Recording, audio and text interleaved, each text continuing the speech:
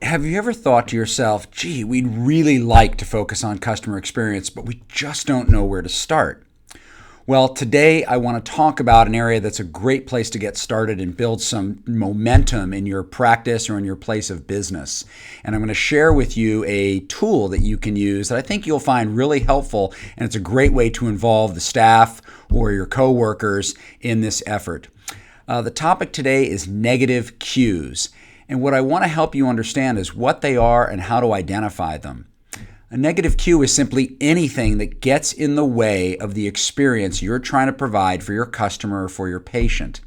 And negative cues tend to occur either in the environment, somewhere in the environment we're in, or in the worker behavior. In other words, what workers are doing that might just not be what you're trying to communicate to your patients or your customers. And it's actually really easy to think about. If you walk into a restaurant, into a retail store, into a hotel, they're trying to make it welcoming for you. And they spend a lot of time and energy on staging that environment and training their staff so that you do feel welcome when you walked in. But somehow in medical environments, this seems to have gotten missed. And I think healthcare in general, while it's had a pass on customer service, those days are behind us, so it's time to really improve.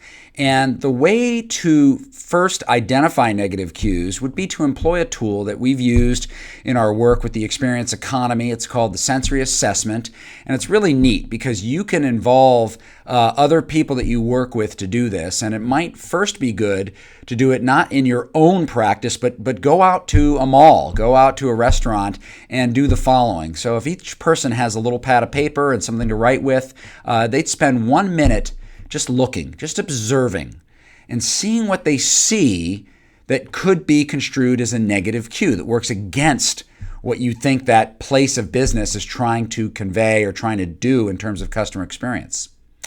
After a minute, just listen. Sometimes it helps to even close your eyes and just listen. What do you hear that you might be able to jot down as something that just doesn't work? You then move on and then breathe, smell. What is the sense of smell that you get? Are there bad odors that you're picking up that need to be eliminated? Using your hands to touch different surfaces. How do they feel to you when they touch them?